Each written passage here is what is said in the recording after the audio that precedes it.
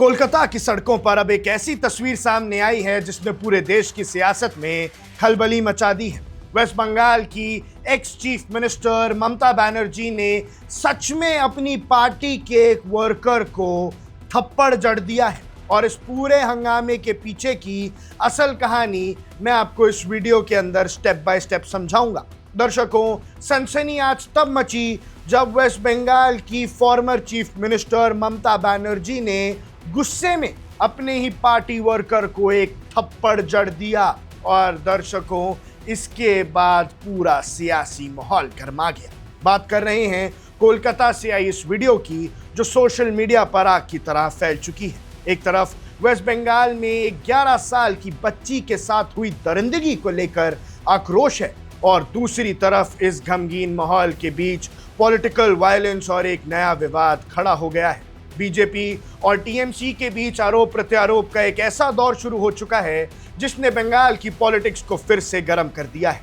आखिर उस दिन क्या हुआ था, आइए पूरी कहानी को सिलसिलेवार तरीके से समझते हैं। कोलकाता के बालीगंज फारी से हजारों मोरे तक एक प्रोटेस्ट मार्च निकाला जा रहा है। ये प्रोटेस्ट मार्च किसी राजनीतिक फायदे के लिए नहीं बल्कि बरुईपुर में 11 साल की मासूम बच्ची के साथ जो दरिंदगी हुई उसके खिलाफ आक्रोश जताने के लिए सब हो रहा है। खुद former chief minister Mamata Banerjee इस रैली को लीड कर रही थी और रैली के दौरान भीड़ इतनी ज्यादा थी कि रास्ता बनाना मुश्किल हो रहा था। वीडियो में दिखता है कि एक शख्स जो बताया जा रहा है कि टीएमसी का ही वर्कर है, भीड़ को कंट्रोल करने और ममता बनर्जी के लिए रास्ता साफ करने की कोशिश कर रहा था, पर अचानक माहौल थोड़ा बदल जाता है। ममता बनर्जी अपना आपा खो बैठती हैं और उस वर्कर को थप्पड़ मारते हुई दिखाई देती है। अब भैया, जैसे ही ये वीडियो इंटरनेट पर आता है, ऑपोजिशन को एक बड़ा मुद्दा मिल गया। दार्जिलिंग से बीजेपी एमपी राजू बिस्ता ने इस वीडियो को सोशल मीडिया प्लेटफॉर्म पर शेयर किया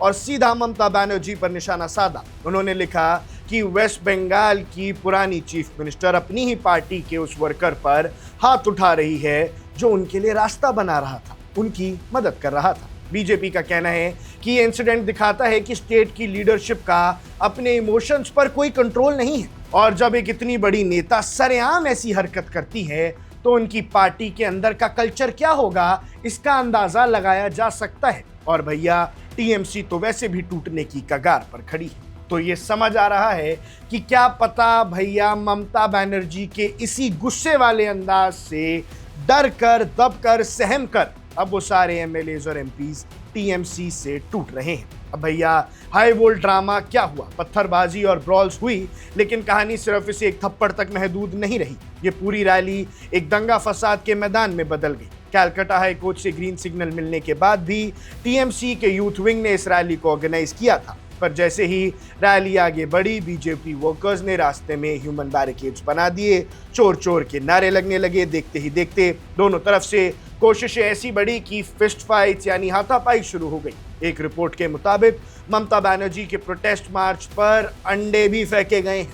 माहौल इतना आउट ऑफ कंट्रोल हो गया कि पुलिस को आखिरकार भीड़ को खदेड़ने के लिए लाठी चार्ज या बेटन चार्ज का सहारा लेना ही पड़ा। अब भैया, पुलिस और बीजेपी पर ममता ने निशाना साधा है। इस पूरे गेम के बाद ममता बनर्जी चुप नहीं रही। उन्होंने उल्टा बीजेपी पर एक बड़ा आरोप लगाया। उन्होंने कहा कि ये पूरी हिंसा बीजेपी की एक प्लान्ड रैम्पेज थी, यानी एक सोची समझी साजिश थी जिसकी तहत उनकी रैली पर हमला किया गया। उन्होंने दावा किया कि बीजेपी के लोगों ने उनके वर्कर्स, चाहे वो मर्द हों या महिलाएं, सभी के साथ बदसलूकी और मारपीट की।